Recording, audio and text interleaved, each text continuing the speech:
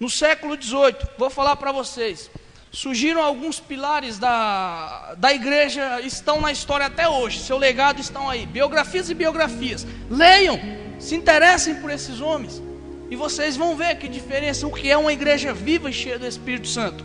Jonathan Edwards, John Wesley, George Whitefield, Howard Harris. John Wesley entrou no seminário, se converteu ao Evangelho, entendeu o que é o Evangelho pela fé, começou a orar. Começaram a orar. Londres, naqueles dias, a Inglaterra de John Wesley, a cada 6 casas, era um bordel de prostitutas. Os pregadores saíam dos púlpitos e iam beber cachaça. Saíam dos púlpitos e iam para o bordel na esquina. Era essa a vida da igreja. Está igualzinha a nossa. Quantos escândalos de adultério vocês não têm presenciado aí? Está igual. Esses cantores gospel, essa mídia, todos eles, cocaína, droga, tudo morto. A Inglaterra de John Wesley era da mesma forma. Um dia esses homens se reuniram para orar, George Whitefield, John Wesley,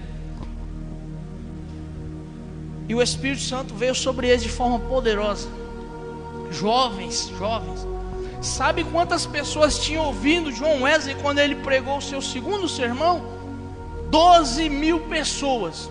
12.000 pessoas, sem som, sem músicos, sem nada. A exposição simples do Evangelho.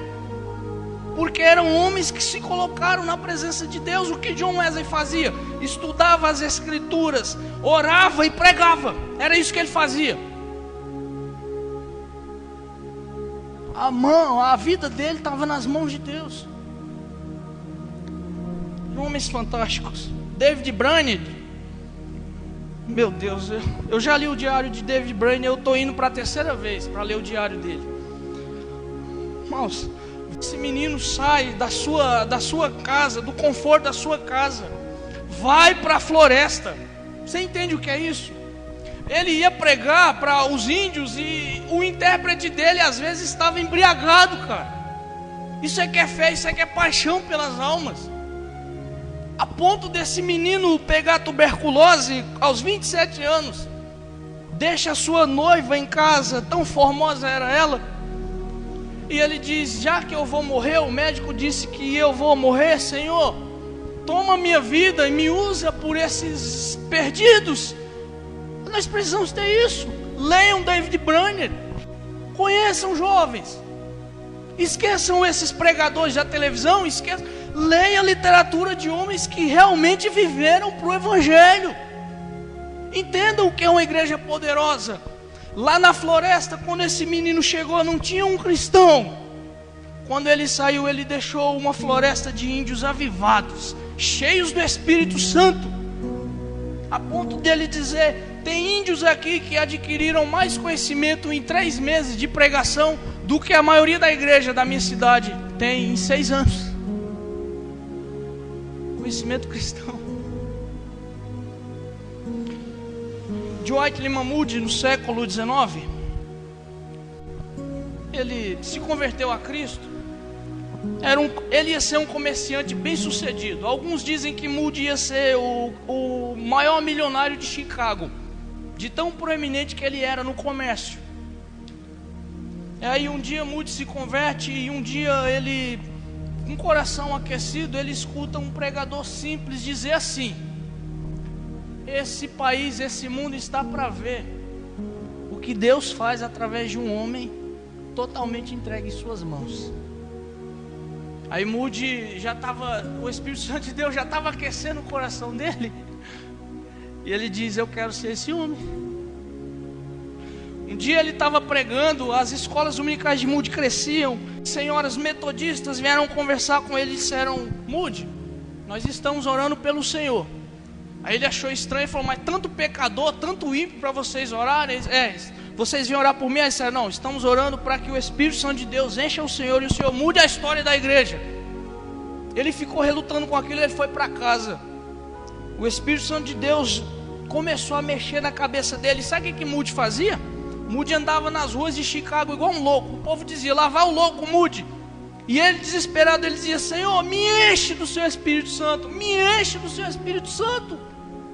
E um dia ele estava indo na rua, conversando com Deus. O Espírito Santo de Deus veio nele, na rua, irmãos, na rua.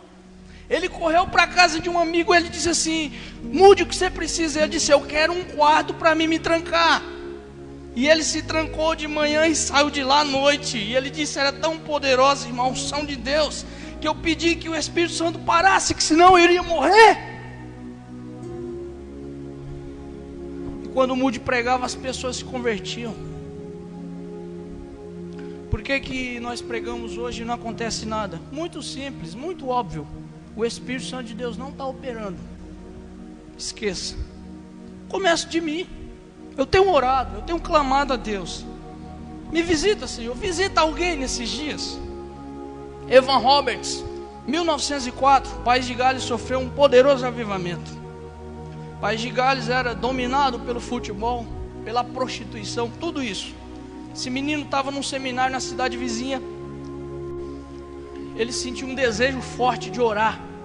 E ele chegou para o pastor do seminário e disse: pastor, eu quero voltar para a minha cidade e começar uma reunião de oração na minha igreja com a mocidade. Mas eu estou em dúvida, será que é o diabo? Aí o pastor disse: meu filho, se é para orar, volta para casa e ora. Pode deixar aqui. O diabo não vai pedir para ninguém orar. Pode esquecer, é Deus. Volta. Chegou na reunião, na igreja dele, começou a reunião. Ele e 2 ou 3 jovens começaram a orar. Na segunda reunião a igreja lotou, a igreja orando. Reunião das 7, já ia para as 12, meia-noite, 1h, o povo orando. Era uma sede terrível. Só poderia ser uma coisa de Deus aquilo lá.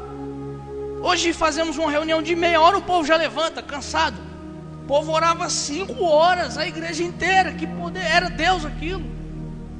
Quando foi no sábado e no domingo, o comércio da cidade parou. Porque as pessoas iam para os bares, os caras começavam a beber assim, ó, nos bares. E Deus mexeu com a cidade, com o país inteiro. Os caras abandonavam, não conseguiam. Tem um dado muito curioso sobre o País de Gales. Dizem que até as mulas pararam de trabalhar. Era uma cidade onde as minas de carvão eram muito utilizadas. E aquelas mulas que costumavam apanhar dos carrascos para carregar o carvão, elas não trabalhavam mais. Por quê? Porque os caras se converteram, tinham dó até de bater nas mulas. De tão poderoso foi o avivamento. Mas não se engane, não foi através de crentes sem compromisso, descompromissados. Agora, se vocês quiserem e preferirem, como eu disse, ficar com essas pequenas coisas, a escolha é de vocês.